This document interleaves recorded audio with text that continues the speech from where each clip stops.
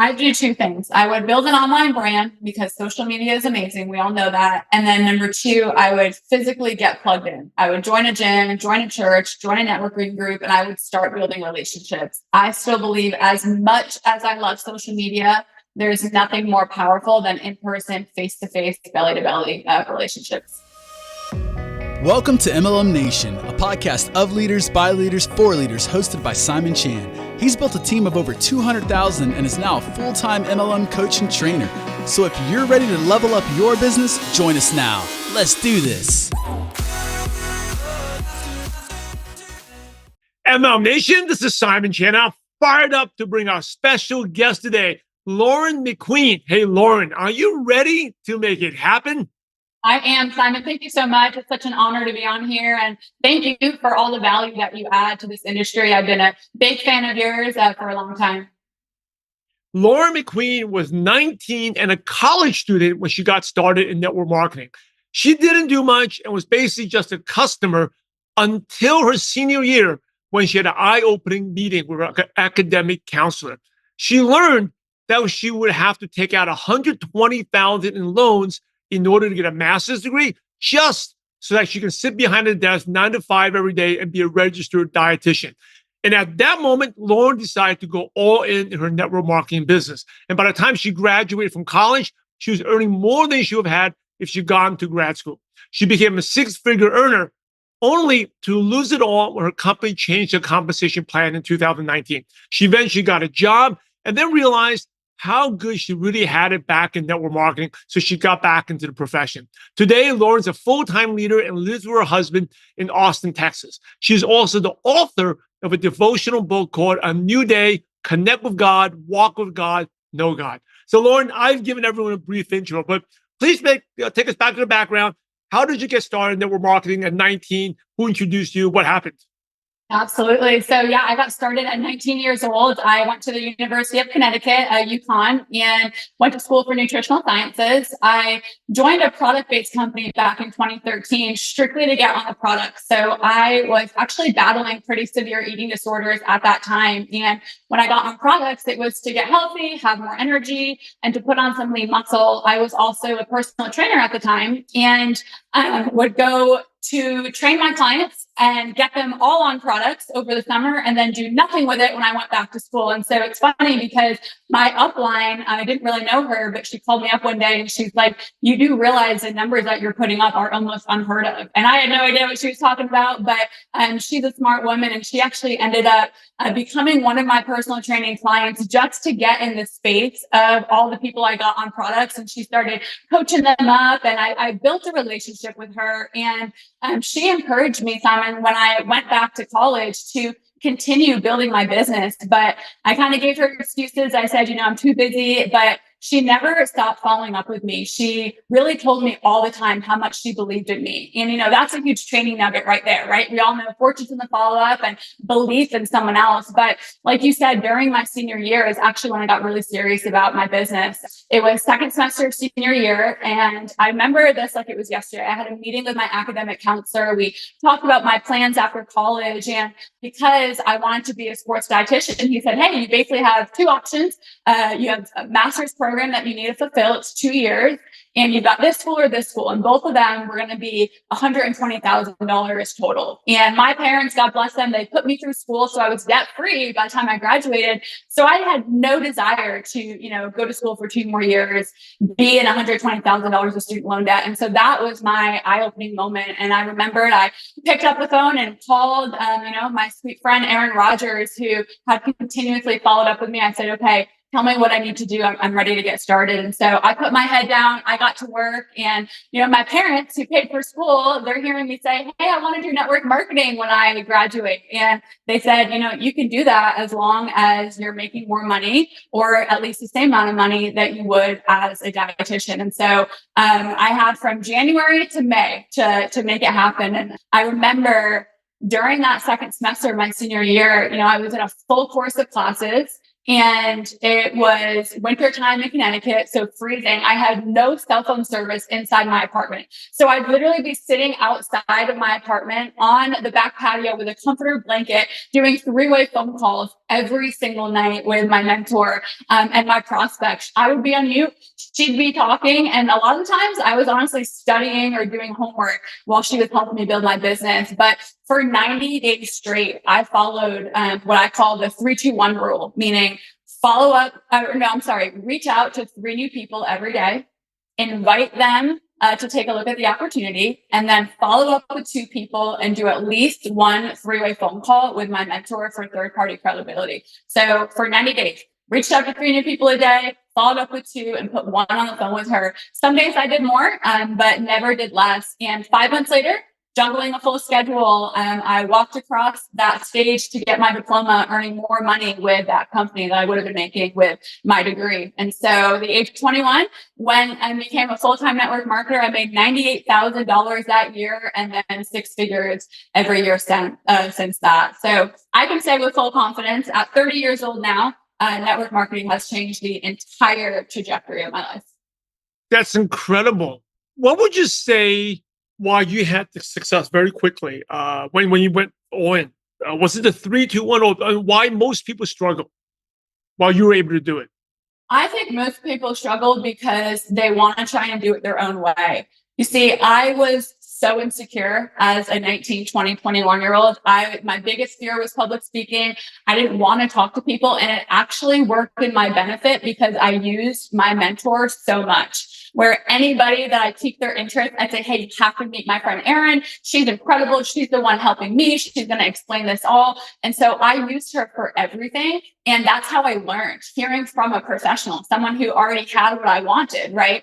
And then my prospects that I brought in, they got to hear from an absolute professional as well. So I would say just third-party credibility at the beginning really made a difference. And then, of course, my discipline with the 3-2-1 rule. My head did not hit the pillow at night without talking to someone new and following up with people and basically doing income-producing activities. Did you recruit mostly people your age, or you recruited people who are older? So some product users were people my age. I got a lot of my personal training clients on products. Some college kids, we used to sell a mental focus drink and a drink that would help with hydration. So I used to joke, I was everyone's best friend after they have a hangover because they get to drink that and get rehydrated. But no, a lot of college kids didn't have the money to get the products, and that's just wasn't their focus. But I would say once I learned, because of course I went after, people that I was comfortable with to share the business with, but they didn't have that same mindset. They were still stuck in I need to go to school, get a degree, which there's nothing wrong with that. I got my degree, but they couldn't see life bigger. They didn't have bigger vision, just like I didn't until I got around this environment, right? And so I finally learned, hey, I have to recruit up. And that was really intimidating for me. But I learned about posture, and, I just started talking to people that had bigger vision. They were already successful in life. Maybe people who were already in the fitness and nutrition industry. This would just go hand in glove with what they were doing. So took some trial and error, but the majority of my business builders in my organization, some of them, were my age, but the majority of them were a bit older. So a lot of people who are younger, they have fear, or they feel like older people won't respect them. Well, how did you overcome that? Was it through the third party? And what did you do? That definitely helped. I remember my first incentive check I earned, I was talking to the top earner in our company, and I expressed that, I don't want to say my fear, but hey, this is what I'm struggling with. I'm at that point, I think I was 21 years old, and I'm like, I feel like I don't have the respect of people that are 40 years old, 50 years old. I just graduated college, and he said, you're making more money than a lot of these people are, and look what you've done so far. And so, yes, I used my third party credibility, but I also used my success story that I've had so far and the vision that I had for my life. And quite frankly, a lot of these 40 and 50 years old, they didn't even have vision for their life. They were so caught up in the rat race of life that it actually was a breath of fresh air for them. And then remember, we always want to get our own selves out of the way. So when I was done, sharing my part, that's when I brought in my third party, my mentor, or got them into a meeting where they saw other stories that would relate to them. You mentioned that posture. You needed posture when you're recruiting business builders? What do you mean by that? Just speaking with strength, having confidence in the products I was selling, having confidence in the business I was building, the network marketing industry. And posture doesn't happen right away, right? I had to grow into that. But I think the more that I saw my business growing, the more I was involved in the industry and attended national conventions and went to different meetings and saw like, wow, this network marketing industry is phenomenal. Everybody needs to do this. I had that belief. And so it was easier for me to, speak to those people that I was once intimidated by. What was a major aha moment for you where things really started to take off?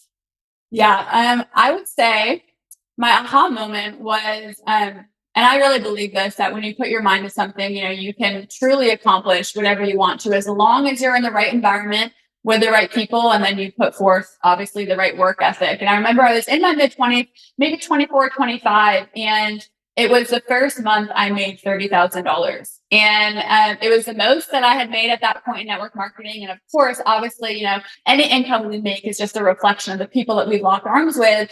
But I also remember how it made me realize how far I had come. I went from saying no to the business for almost 2 years because of my own doubts, my own insecurities. I don't even think I ever finished a book in high school or college, honestly. I had a crippling fear of speaking in front of people, and getting to that point of, wow, I made $30,000 this month. Like, I would have never made that if I were to continue to become, a registered dietitian or, work in my field. And so, my aha moment was when I saw that paycheck and I realized I want to help other people unlock their potential.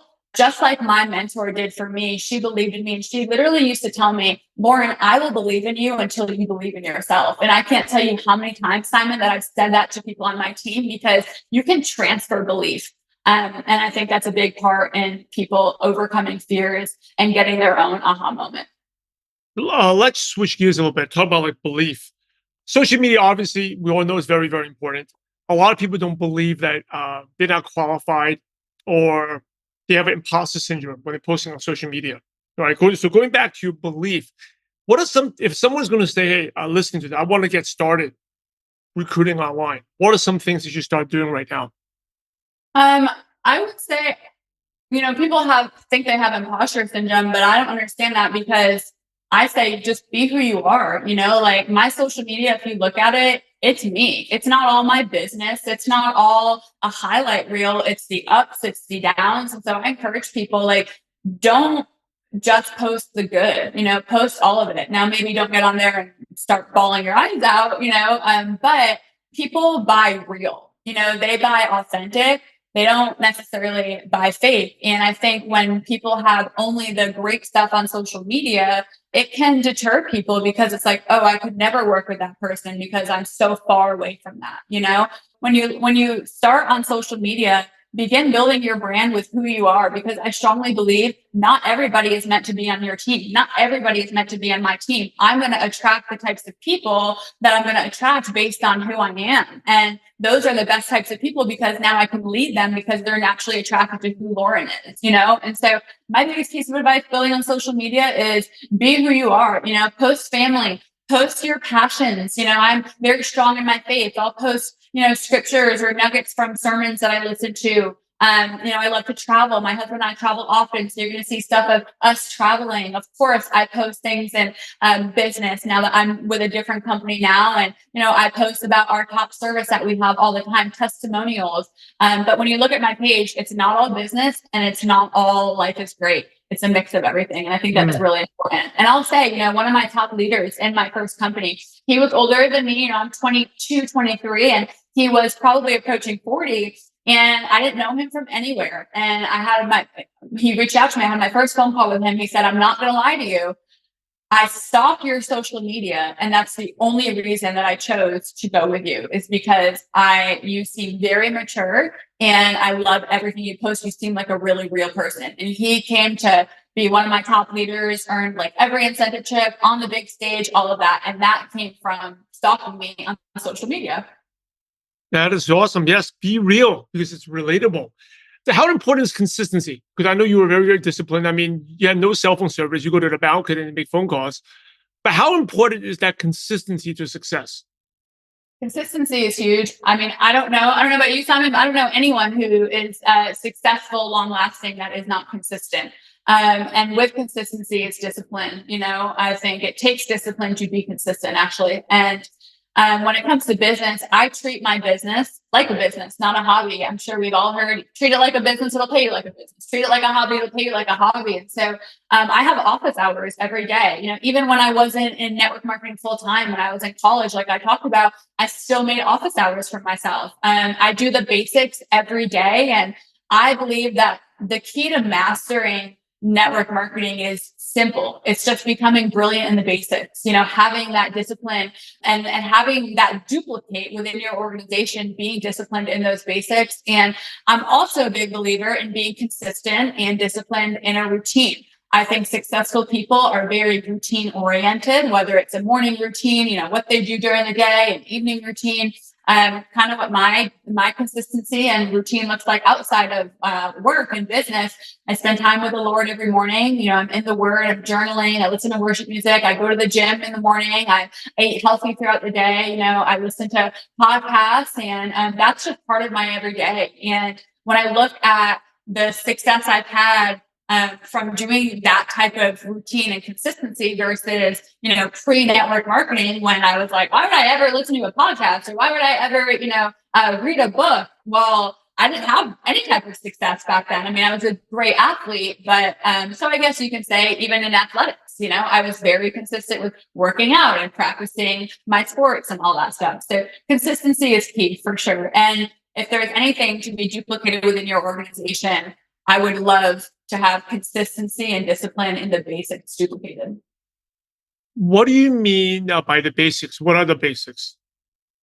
Kind of going back to my 3-2-1 rule, Mhm. reaching out to new people. I think if in my company, we call it phase one. Always be in phase one. Always be talking to new people, personally recruiting, because I can't just sit here and expect my team to go recruit and just look through my reports in my back office and wait to see who's putting up the most numbers. That's not how we continually grow, right? We want to always be recruiting and talking to new people. And then, a lot of the times people don't end up joining on their very first time seeing the business. I mean, it took me a year and a half to 2 years of just being a customer before saying yes to the business. And so that follow-up is key. We have people after our presentations nowadays that join right away, but the majority of people, they want to talk to a spouse. They want to sleep on it. They want to see some more information, and it's probably not their top priority. And so I have to make sure that I'm following up with them to actually move the ball down the court, right? As a leader, we always want to be leading. And our prospects, they don't really know this, but they really just want to be led. And so I believe that a big basic in network marketing is follow up. And then, of course, in the 3-2-1, reaching out, following up, and then third party credibility, whether that's plugging them into a bigger meeting for them to see other stories or doing a 3-way phone call. It's huge, because then that person, they hear another story, but then your mentor or whoever you're getting them on the phone with can edify you. And it does a lot. That's awesome. Hey, yeah, I know this my favorite question, and I think I know the answer to this, but what's your worst moment in the profession? Okay, so my worst moment, well, I will say this. So if we have enough time, maybe I'll share.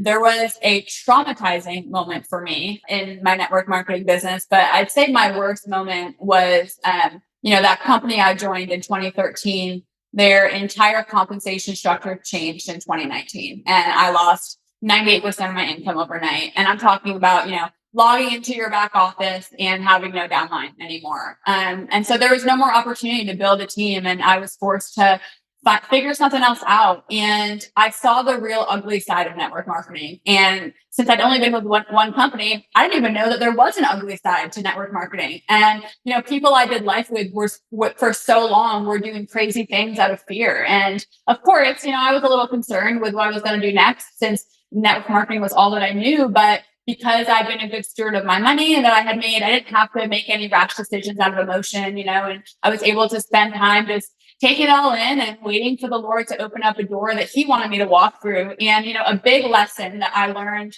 from that was to fix the roof before it rains, and how important that is. I had no idea that any of that was going to happen, right? But because my roof was fixed and I had money saved, I was able to take the time that I needed. And I always say this, but nothing is a surprise to God, right? And since nothing's a surprise, his plan for my life did not end when I lost my business. I knew that he was going to lead me to something different. And so for the first time in my life, at 26 years old, I got my first real job, which is kind of embarrassing, but awesome to say.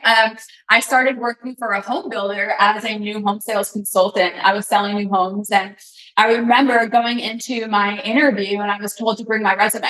And I literally had no resume because I had no career prior to network marketing. So I remember like putting all the trips that I earned and all the different accolades, rewards I got on that. But, it was awesome because the person who I had to interview with, he saw leadership in me, and that's what he was looking for. But at that time in my life, I had only lived in apartments. I never owned my own home. And so I knew nothing about homes, nothing about loans, nothing about mortgages, you name it. And so having to learn something totally out of my realm was very, very challenging and super humbling. I remember coming home for months, my first few months, crying every night because I was so insecure.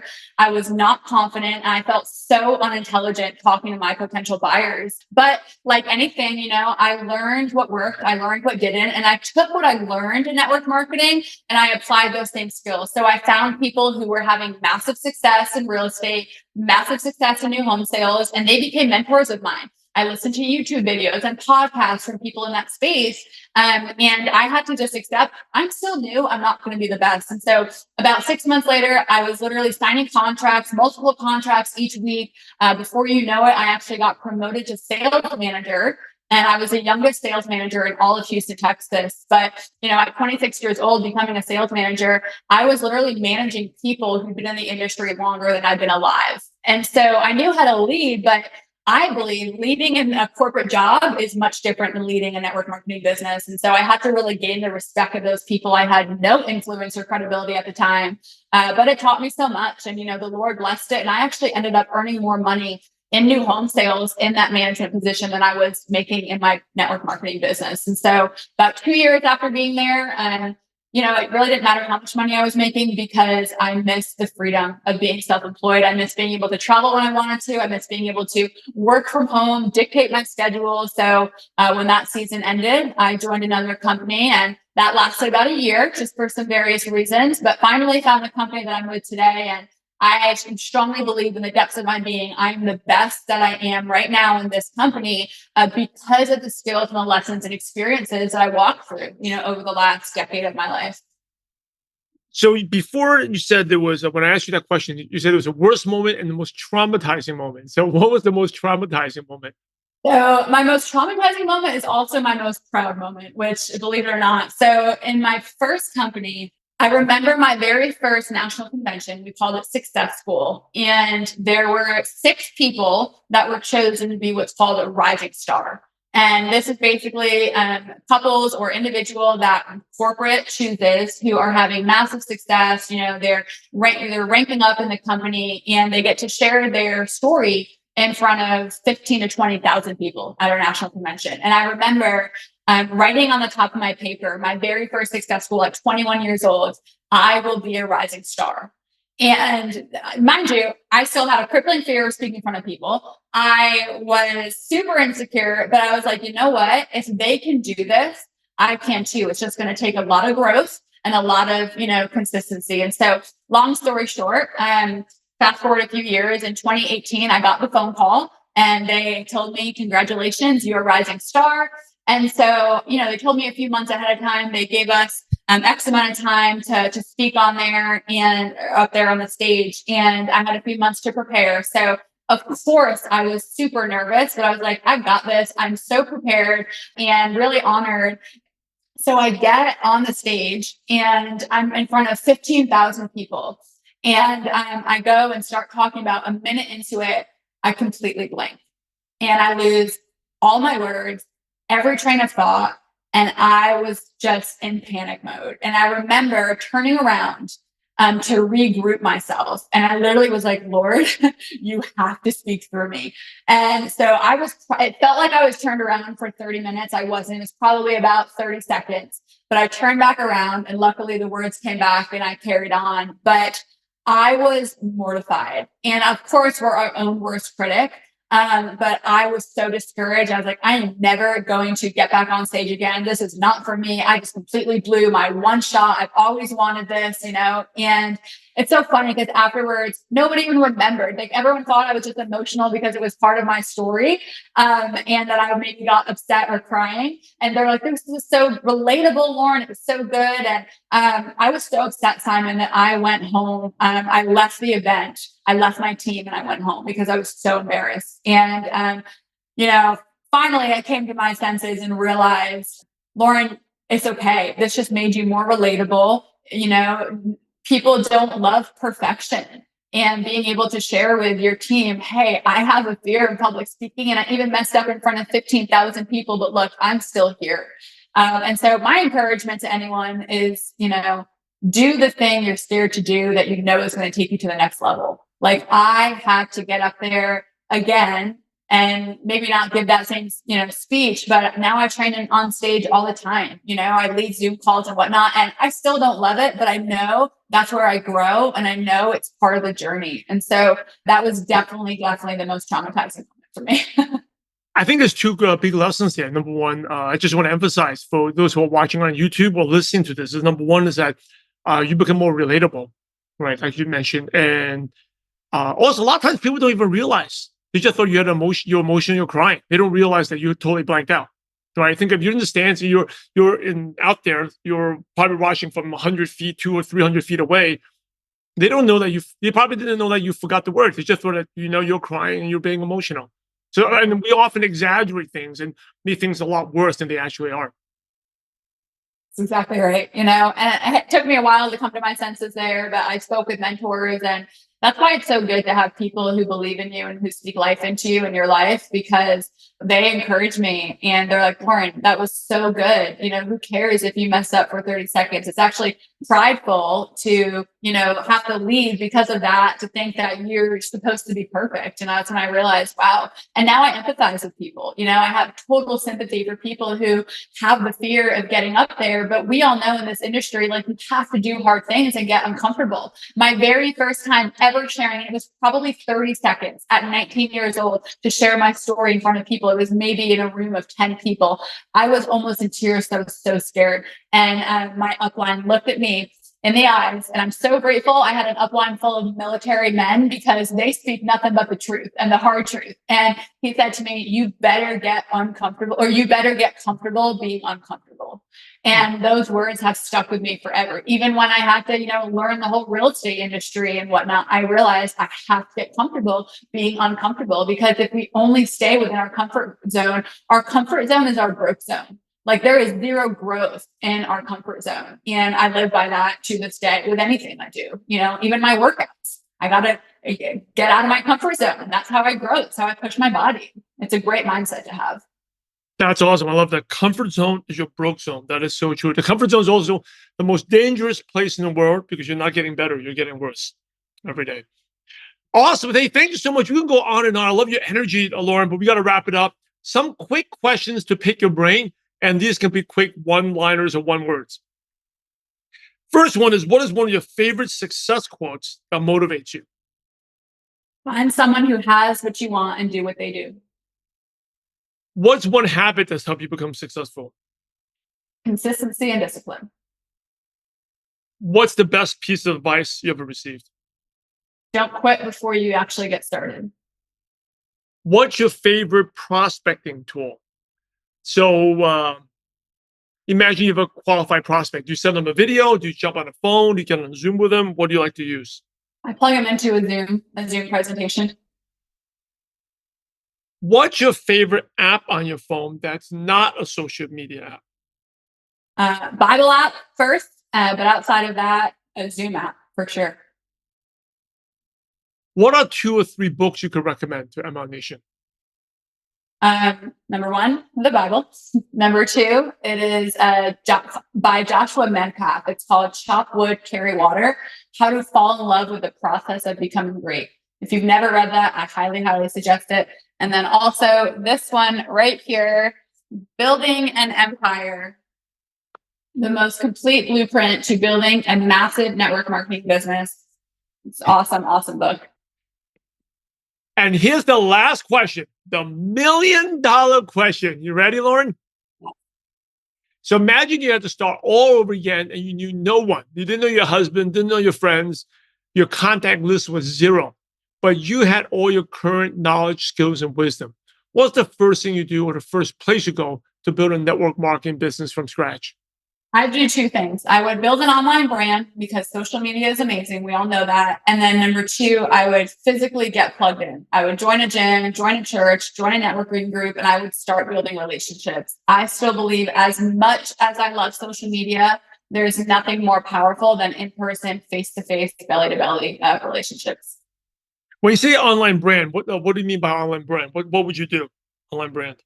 I would figure out who my target market is. What product or service are you selling? And, join Facebook groups associated with that, add value with the content you post in that area. Let's just say that you sell a weight loss supplement. Well, add value as even not just here's my supplement. It's a free tips, like free little workouts people can do, or here's some nutrition advice. So add value in that area. Connect with people who are your target audience, who has expressed, hey, I need this. This is my pain point and you have my solution. And then do what I said at the beginning. Post your life, post family, post fun stuff. Make people, want to follow your journey, and then plug in, your product or service here and there. As we wrap up, any last words or advice? And then what's the best way listeners can connect with you, Lauren? Last words of advice is the quote that I said before: don't quit before you get started. I think in this industry, Simon, and even just life in general today, people want instant gratification. And I believe in this industry specifically that people quit before they get their breakthrough because it didn't happen in the time that they thought it would happen, or it didn't look like how they thought it was going to look like. I tell my team, sign a mental 2-year lease. Do not quit for 2 years and be consistent for 2 years, and then you can make your decision. But as far as how people can get in touch with me, I'm on Instagram. I'm on Facebook. My Facebook, just search Lauren McQueen. You'll see a picture of me and my amazing husband. Or Instagram, it's Laur, Laur, McQueen 14. So find me on there as well. MLM Nation, you're the average of the 5 people you spend the most time with. And today you may hang out with Lauren McQueen. So keep up the momentum and head over to MLMNation.com. Click on the podcast tab, and the show notes and all the nuggets of wisdom that Lauren shared will be right there, including the links to her social media profile. Definitely go follow her and see the good stuff that she's posting out there. Hey, in order to be successful in life and business and network marketing, you must help others. So Lauren, thanks again for sharing your valuable time with MLM Nation. We're grateful to you, and we appreciate you for having a positive impact on millions of distributors worldwide. Thank you so much again, and God bless you. Thank you, Simon. Hey, MLM Nation, Simon Chan here with a recap from a great show from Lauren McQueen. Stick to the basics. Keep it simple. I love her 3-2-1 system, right? Hey, by the way, definitely go follow her, connect with her. Go to MLMNation.com, click on the podcast tab, the link to her social media profile, Instagram, Facebook on there. Definitely connect with her. And also, hey, just take a lot of my time, her time. Make sure you subscribe and leave us a review on iTunes or whatever podcast platform, and also subscribe to us on the YouTube channel. We're putting more and more time and effort into that. So please, hey, we're not asking for any money, but take time to subscribe. It will really mean a lot as we go into year 10 of MLM Nation podcast, 10 years. It's really cool. Like Lauren was sharing with me that she used to share the episodes of MLM Nation with her team while she was building. And when she was in college, right? I think that's the amazing part. Like our profession is just it's like a shortcut to success, but you have to have delayed gratification. She realized that she can be $120,000 in debt, and and then get started with a job or go out there and have freedom. And I think when she said that, it brought back to my memories when I got started. I thought about going to grad school, to business school. My mom wanted me to go to business school. And I think, well, if I go to business school, I will be $150,000, $200,000 in debt. At least the business schools I wanted to go, including living expenses, dorm, housing, $200,000 in debt. And then I started out doing what? Still working for someone else. Or I can go and pursue this network marketing dream, right? So I actually said, I'm going to give 2 years of time. I like what she said, the 2-year lease. Go out there. And even if I don't make any money, it's still better than being $200,000 in student loans, right? And the education you learn, the real life skills is invaluable. Success is very simple. It's like the basics. Reach out to 3-2-1. Reach out to 3 people, follow up with 2, and 1 3-way, right? It's a little different from my DMO, the 3-5-5-5-3, but it's, at the end of the day, it's the same thing. And I was just talking to her afterwards. Like, if you keep things simple and just do 3-2-1, 7 days a week, you'll make money. You'll make money. Now, there'll be some tweaks where you can make even more, but just doing 3-2-1, you can go a long way. And you can make a decent part-time, even a low full-time income, just doing 3-2-1. Even if your whole team quits, there's no duplication. You do 3-1, you'll be making enough money to make a full-time income, right? Low full-time income, be a part-time income. Of course, if you want to grow more, you got to grow yourself. You got to have some duplication, get your team going. But it's really simple. Network marketing is not easy, but it's a simple business. She shared about consistency, her routines, treating your business like a job. I love that. Attending events, being around people, and social media being real. Her most traumatizing moment, her worst moment. The traumatizing moment, yeah, a lot of times we exaggerate things, right? We realize it's the worst, but a lot of people don't even realize it when we screw up. And even when we screw up, we're real, right? People want to follow people who are imperfect because it's relatable. And people like to follow people. Just in general, people like, even I follow certain people. I follow athletes, certain business gurus. You follow people. People like to follow people. So be that person people want to follow. Be relatable and go out and be real on social media. Other things she talked about, the comfort zone. I love that. Be comfortable being comfortable. The comfort zone is the broke zone. That's a good one. The comfort zone is the broke zone. If you keep doing what you're comfortable, you're going to be broke. You got to do things you've never done before. Anyway, so many nuggets of notes here, but I think if I was talking about one thing is keep it simple. Have a routine and keep it simple. Do the basics every day. Hey, thank you for listening. Thank you for watching us on the YouTube channel. Make sure you subscribe to us. I really appreciate it. And definitely go follow Lauren, great leader, and just love her journey, her transparency, sharing her worst moments. And I think another big benefit of network marketing is the skills you learn. I'm not just related to business, could be other things. Like she talked about when she had to get a job, she went back and became the top, youngest sales manager just from applying what she learned from her network marketing business. But even though the money was good, she didn't have the freedom and she went back. And that says a lot about our profession. So anyway, I'm Simon Chan. I'm loud and proud to be part of this amazing profession. Now it's over to you. Go take action what you learn. Hey, subscribe, leave us a review, follow Lauren, and then take action and have a positive impact on someone's life. God bless you all.